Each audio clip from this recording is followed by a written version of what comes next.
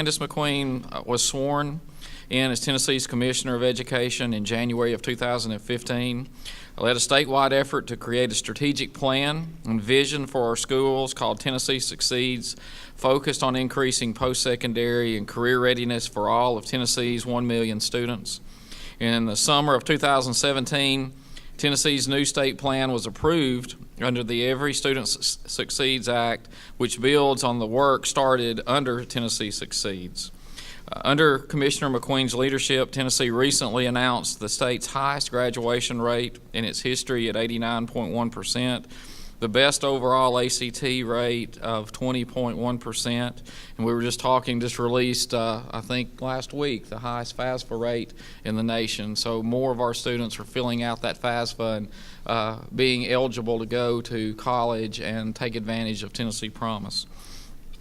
Over the last 3 years, Commissioner McQueen worked with the Governor and the General Assembly to pass the largest investments in K-12 education without a tax increase in Tennessee history. Prior to her appointment as Commissioner of Education, Commissioner McQueen served as Senior Vice President and Dean of the College of Education at Lipscomb University. She was awarded multiple awards for both teaching and curriculum design of a new magnet school there, and the list can go on and on to tell you about our commissioner. And that's one thing that I would like to just say personally is Commissioner McQueen, when she was Dean McQueen at Lipscomb, we had an opportunity to partner with her and got to know her and the work that she's done. And I truly mean it when I say that she is our commissioner. She does care about our students, she cares about our schools, and that's evident each and every day. So without further ado, I'll introduce Dr. Candice McQueen.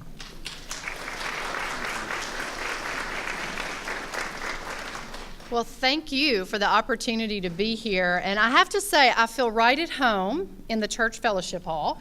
My father was a Church of Christ minister for 45 years, and I have spent many years down, I think, you add up all those hours in a church fellowship hall, dinner on the ground, and different fellowship opportunities. So it's great to be here at Central Church of Christ, and thank you for your hospitality. I also want to say thank you to the board members who are here, very appreciative of the chair being here, and the school board is such a vital part of the community and the vision for a community, and so appreciate the support that you give Warren County, and I could not be more thankful for a superintendent like Bobby Cox. He is a great colleague in our work. He has been for many years, and now I just get the privilege of serving with him in a different way. But thank you for your support of our schools, and thank you to the mayor for being here and how supportive you've been of education as well. So thank you to the chamber. It's great to have the business roundtable and the chamber and representatives of this community and folks who have been part of this community saying we can do better, we can continue to work, link arms, and have a vision and improve, and that's what this work is about. So I'm going to share a few things with you today that I hope will be meaningful. They're going to be in three buckets. I want to talk about some successes we've had, and I will weave in some things about Warren County. Also some challenges that we still face in our state, and certainly they probably will resonate with you in this area. And then finally, what can you do to help as we continue to move forward? And I want to start with where I started this morning. I was at the Tennessee Prayer Breakfast this morning. I happened to be on Lipscomb's campus, and the governor was speaking with Stephen Curtis Chapman, Mike Fisher, Predators, coming back to the Predators, and Stephen Curtis Chapman's wife. And the three of them were on a panel, and the governor was asking them questions about what it was like to live their faith out in the work that they do in their profession. And it was a great conversation, but at the very end of the panel, the governor, as he always does, said something that I thought was very profound and meaningful, and he said it in a way that was sort of passing.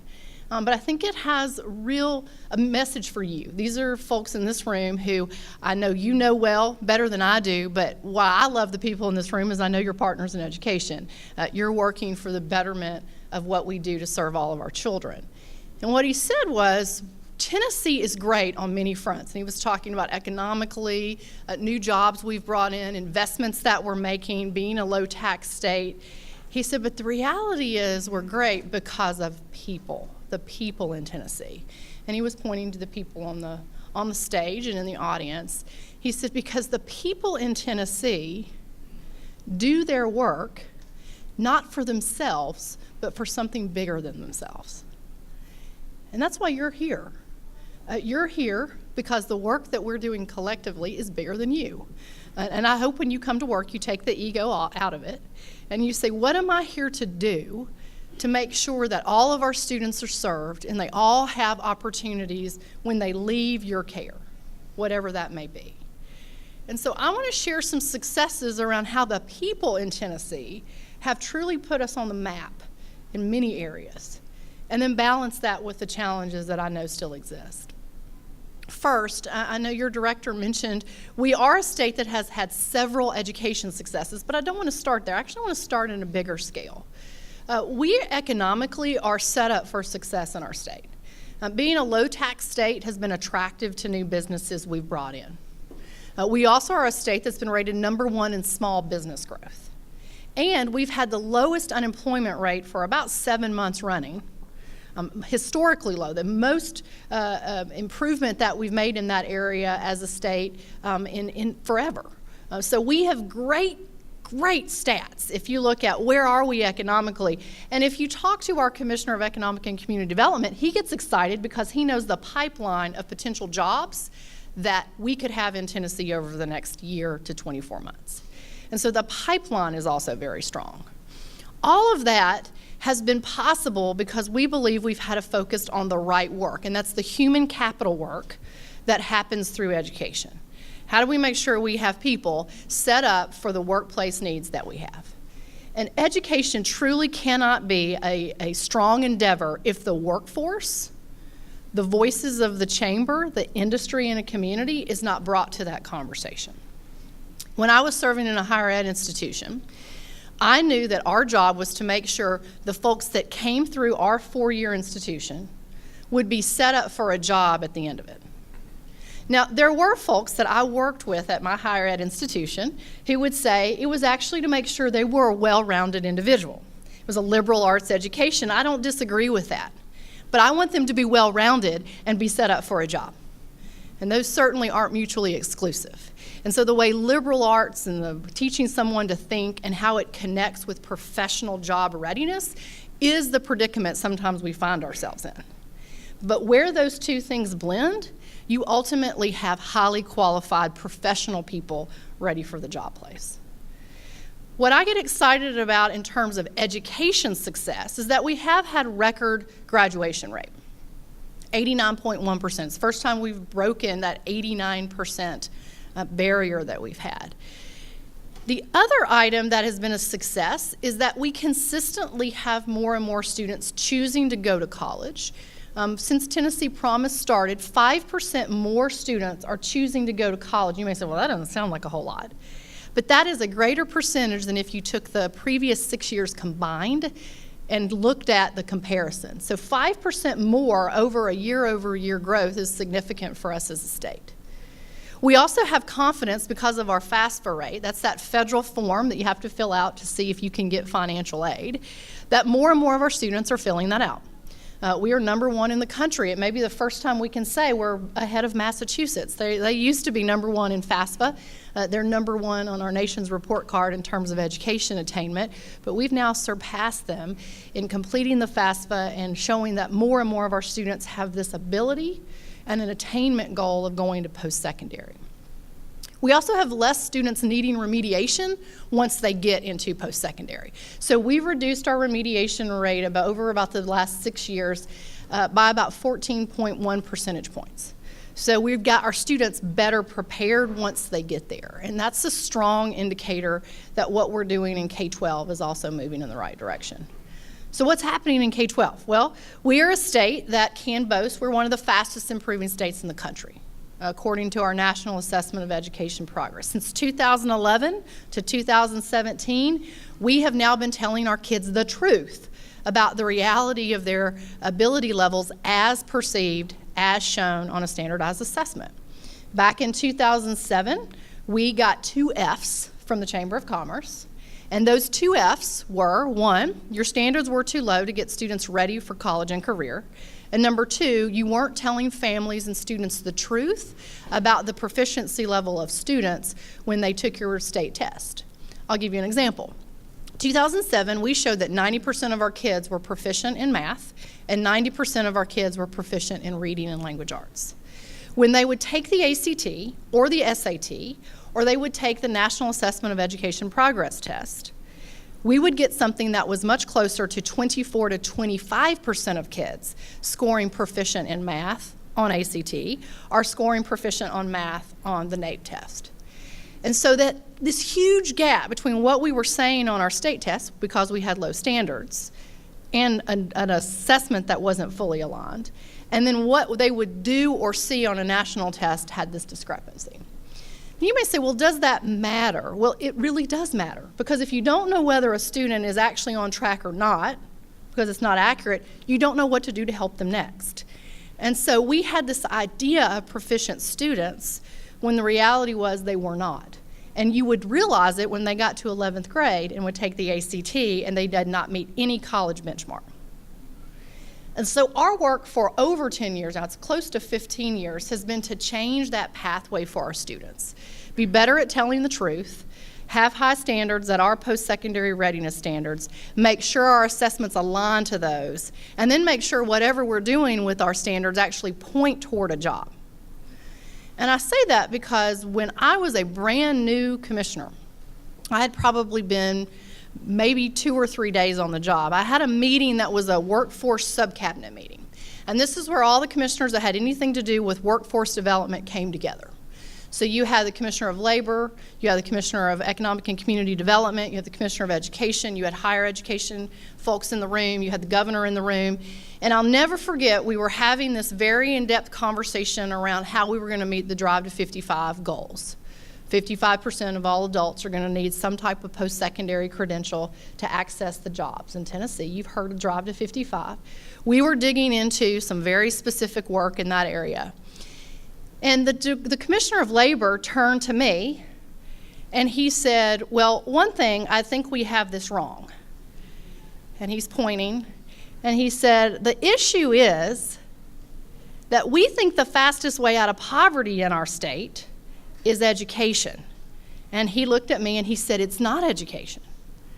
He said, the fastest way out of poverty for our students, our kids, our adults, is a job.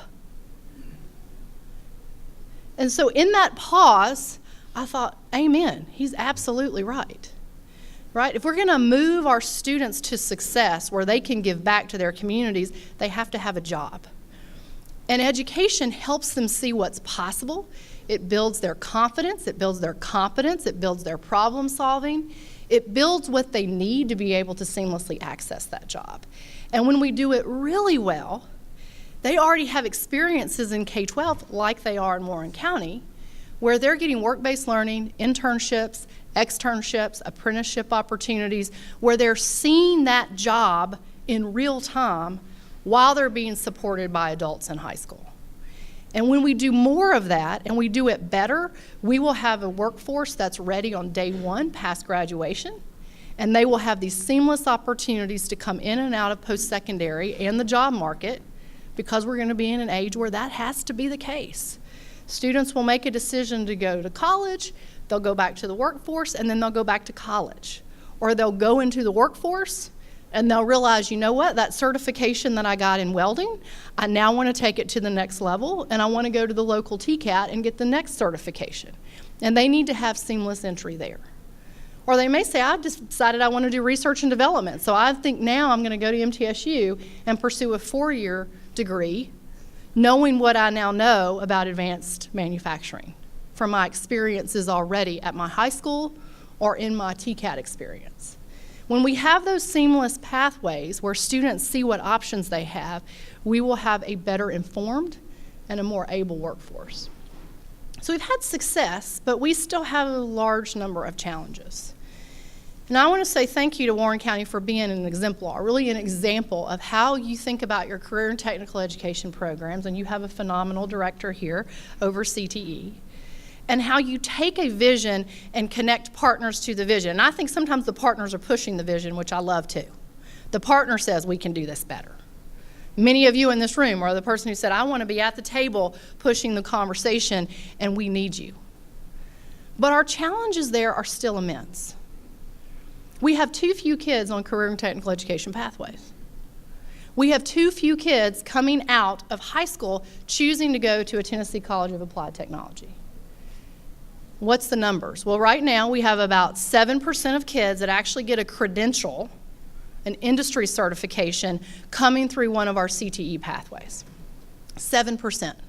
They may actually take all of the coursework, but they don't sit for the certification exam, and they just missed out on having a CNA license. Or they didn't get their cosmetology license. Or they didn't go through and get their Siemens certification in their IT program. Right? So we have that happening right now. Only 7% are actually receiving that certification upon graduation. Only 3% of our graduates are going on into the TCATs. The average age of the TCAT is 26. And we believe we have a phenomenal opportunity, which is why we've stepped back and changed what we're thinking through on accountability to say we need to incentivize our K-12 programs to ensure more students see the CTE pathway, the quality of them, take advantage of them, sit for the certification exams, and then see those pathways into the colleges of applied technology. It's an underutilized area of our K-12 work. That has changed in the last year and a half to 2 years. We just approved 21 more certifications that we will now approve because our districts and our industry partners came and said, we think these are appropriate for our regions, and we said, absolutely they are. Let's move our students to these opportunities. So we have challenges there. We build programs, but you can't just build them. People actually have to come. So how are we recruiting our students into the programs that we're building and then allowing them to see what the workplace is really like through these programs? And we can only do that in partnership with you. The number one question I'm asked by industry when I go speak to any community, number one question is, I just don't know how I can get these kids in an internship. Can you help me figure out how I can make that happen? I believe it, but I don't know how to do it. It's the number one question that I'm asked by industry. And it's because we probably haven't done a good enough job of spelling out some simplicity of how we can do work-based learning that allows you to come in different places. It doesn't have to be a full 6-week internship. But there are places that we can partner that would allow us to get our students those experiences. Now, students who are going to a 4-year institution or a community college that doesn't have a very specific industry connection, because you don't know how that major that they're thinking about connects specifically yet, that's an opportunity for a conversation. Right? What is your plan, and what can we begin to do in our high school experience that allows you to get some experience as being a teacher? Or potentially thinking about business, or you want to be a researcher, what would that look like? Our work over the next year will be to develop some specific expectations around how we college plan, post-secondary plan with students. And some states have already passed some laws around that idea. We don't have a very specific law, except in state board policy, around how we plan with students. But we've got to be more specific on how do we make sure students have a plan and they're being held accountable to that plan by the decisions they make about courses in high school, career and technical education pathways, internships they take, or whatnot. It's too late in some ways to start that conversation at 11th grade. We need to be having it in middle school and really having it as they enter high school. The worst possible challenge that we have is students who continue to tell me, I really want to be X, and let's say they're a junior. I had this happen to me not too long ago. I want to be an auto diesel mechanic. And I said, great, well, tell me what your plan is. No plan. They don't know anybody who's an auto diesel mechanic. They've not had a mentorship. They've not been in any CTE pathway that would make me believe they've been set up for success. And they don't know what's next. And quite frankly, at this particular high school, the counselor said, well, I don't even know what an auto diesel mechanic does. Right? So we've got some work to do to make sure all the professions that we are serving have the understanding and expertise through the work we do. Because these counselors are phenomenal. They were getting those kids to FAFSA completion. These kids are going to post-secondary. But what he specifically wanted to do, and I could tell you about many others, we had not served them well of saying, of all of these options and choices, how do we set you up on experiences that will help you get there? And so more personalization for individual students' needs is important, and we've got to create structures that allow that to happen, or break apart structures that aren't allowing that to happen. So those are challenges we still face. And I'll tell you another challenge before I get into how do we partner moving forward, is we have a challenge, quite frankly, on how we're all going to invest in education. And I hope I'm speaking to the choir, but I don't know if I am. We've got to all invest in education. It is the number one way we will invest in having a workforce that is ready, and the number one way we'll bring in more jobs. It's the number one way that we will have an economic future in our state that's bright. And it's the number one way we get kids out of poverty. Invest in education. It is the human capital strategy. And the more we do that, the more we will be set up in our communities for the future, and quite frankly, for the now. So as you think about where are you going to put your time, energy, and effort, this is my ask. Help your community see the value of what's happening at Warren County High School. The value of what's happening in your community with these partnerships you already have, and how you can scale those up, make them more successful. But resources matter. Having money matters. Having partnerships that supply equipment for certain job pathways matters. It matters that kids have internships and externships and can pay for these certification exams they need to take. That matters.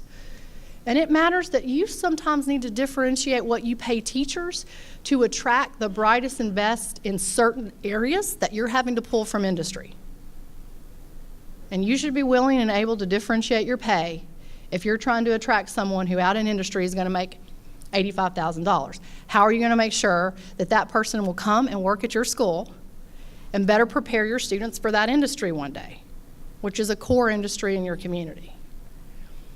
Investing in education, higher ed, lower ed, post-secondary opportunities will ultimately allow us to meet these economic goals that we have.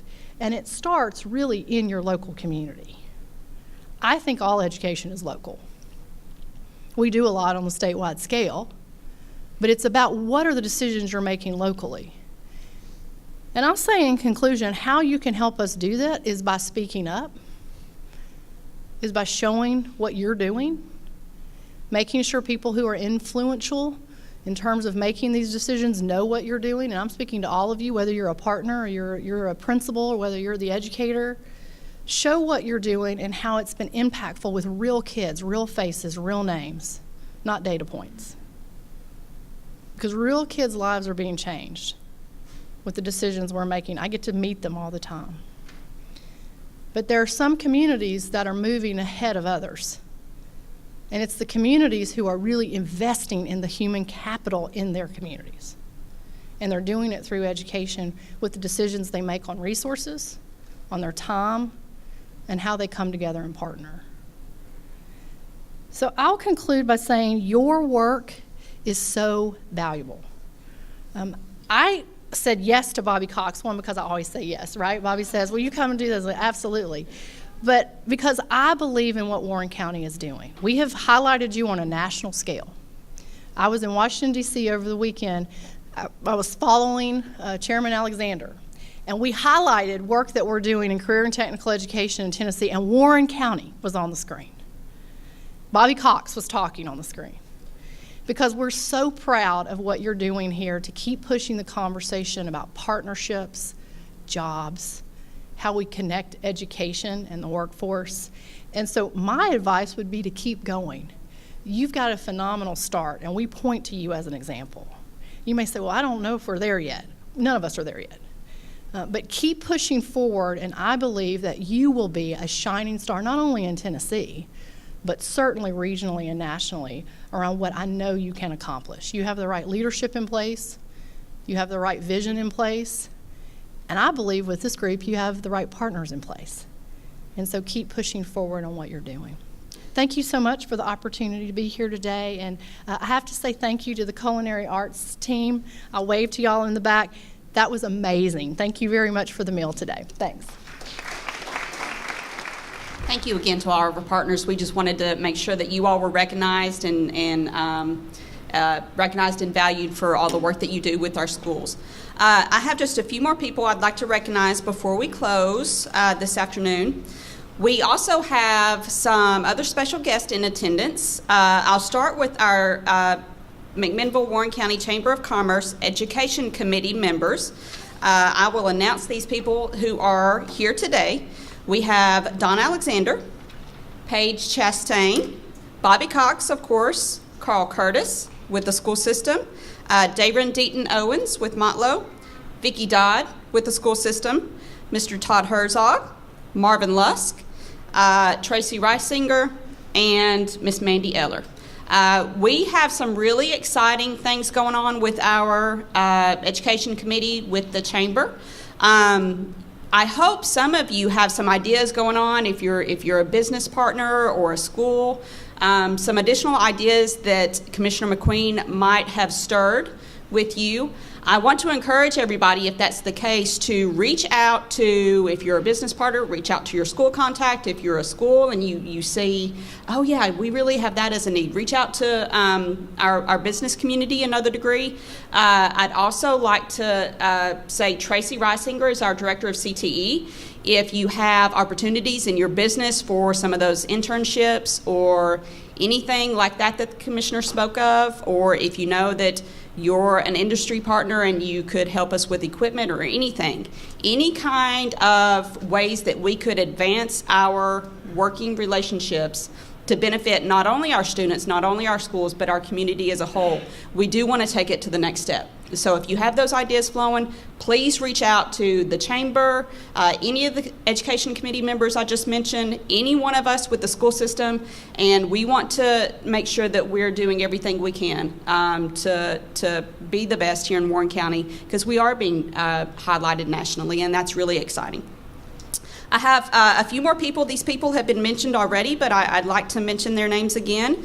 We have some school board members joining us today. I'd like to recognize Mr. Bill Zeckman and our board chair, Mr. James Bennett. Thank you all for being here today. And last but not least, Mayor Jimmy Haley. Thank you for being here and for everything you do.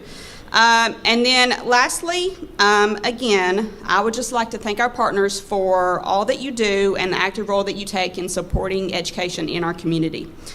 Your impact is tremendous, and it really does go beyond probably what you realize, your impact. So we thank you so much. Through your support, contributions, your time, your effort, and your dedication, we are making a difference for our students and our community.